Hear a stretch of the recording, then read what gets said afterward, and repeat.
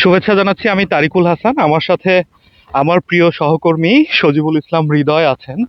আমরা এখন দারুণ একটা জায়গায় আছি। ওই যে পাড়টা দেখা যাচ্ছে, ওইটা কিন্তু লালপুর।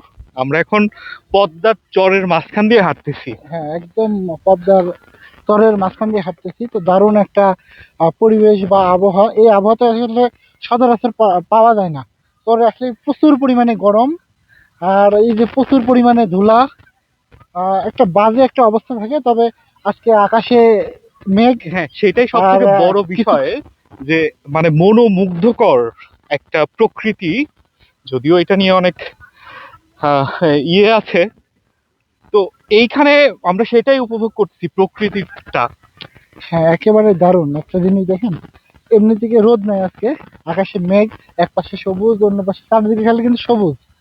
অন্যদিন দিয়ে আসলে ধুলা যে সাদা চিকচিক করে, সামান্য হালকা কিছু বৃষ্টি হয়েছে, যার কারণে এই বালির যে চিকচিকি যেটা যেটা বলে আর কি, সেটা নাই। চারিদিকে খালি সবুজ আর সবুজ। আচ্ছা, এখানে কিন্তু গর্ত আছে, একটু দেখে পার হওয়া দরকার। চূড়াবালি নাই মনে হয় না এখানে? না, চূড়াবালি নেই, আচ্ছা চূড়াবালি একদম মেন পদ্মায়। আচ্ছা, আমরা আমাদের কাজের জায়গায় চলে আসছি, তো কথা হবে। আর সব থেকে ভালো লাগার বিষয় যে আমার ভাইকে পাইছি, আমার প্রিয় সহকর্মী। আসলে আকস্মিক ভাবেই আসলে দেখা।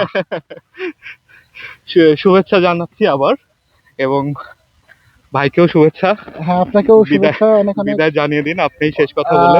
অনেক অনেক ভালো থাকবেন যারা আছেন, আর সবাই লাইক করবেন, শেয়ার করবেন এবং কমেন্ট করবেন। ধন্যবাদ সবাইকে। জি, সালাম আলাইকুম।